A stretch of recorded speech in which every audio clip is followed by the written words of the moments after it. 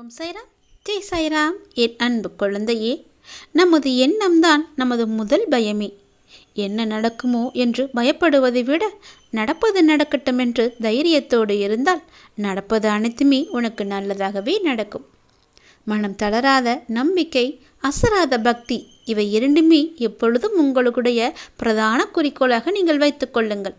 ஒருவன் காத்தாடியை ஆகாயத்தை நோக்கி விடுவான் என்றால் அந்த காத்தாடியின் மீது உள்ள நம்பிக்கை அல்ல, காற்றின் மீது உள்ள நம்பிக்கையும் நூலின் மீது உள்ள பொறுமையும் தான் அந்த காத்தாடியை ஆகாயத்தை நோக்கி பறக்க உதவுகிறது.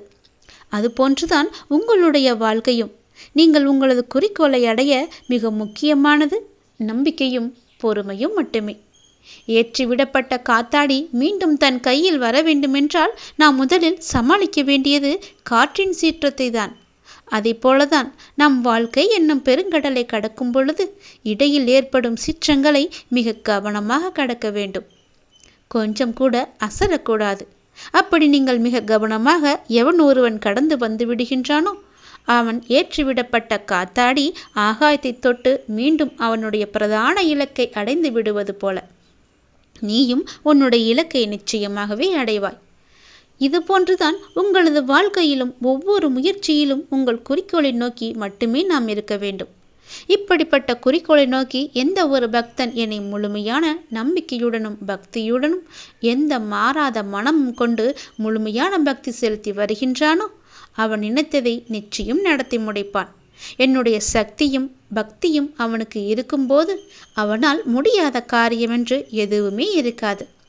அவனுடைய லட்சியத்துக்காக நான் 7 கடலையும் தாண்டி வந்து அவனுக்கு நான் உதவி புரிவேன். ஏனென்றால் அவன் என்னை முழுமையாக நம்புகிறான்.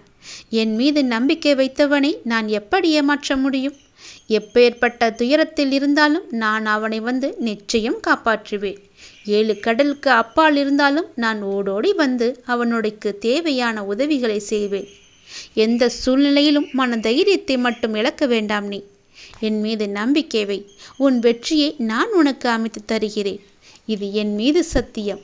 நான் உனக்கு கொடுக்கும் உறுதிமொழி என்று கூட வைத்துக்கொள். என் வார்த்தைகள் எல்லாமே உனக்கான இரத்த ஓட்டம் போல உனக்குள்ளே ஓடிக்கொண்டிருக்க வேண்டும். என்னுடைய சக்தி உனக்கு அசாதாரணமாக உடல் முழுவதுமே பரவத் தொடங்கும். நம்பிக்கை என்னும் அச்சாணியாக நான் உனக்குள்ளே இருக்க வேண்டும். எல்லாமே உனக்காக மட்டும்தான் உன்னுடைய அப்பா செய்வார் என்ற நம்பிக்கை உனக்குள்ளே இருந்தால் நீ வெற்றி என்ற இலக்கை எளிதாகவே அடைந்து விடலாம். வெற்றி என்ற இலக்கை அடைவதற்கு நிறையவே தடங்கல்கள் வரும். அந்த தடங்கல்களை எல்லாம் எப்படி தகர்த்தெறிய போகிறாய் என்ற பயமே உனக்கு இல்லாத அளவுக்கு நான் உன்னை சூழ்ந்திருப்பேன். நீ என் மீது நம்பிக்கையும் பக்தியும் கொண்டு பொறுமையாக இருந்தால் அந்த வெற்றி என்ற இலக்கு உன்னை நோக்கி வருவதை நீயே பார்ப்பாய்.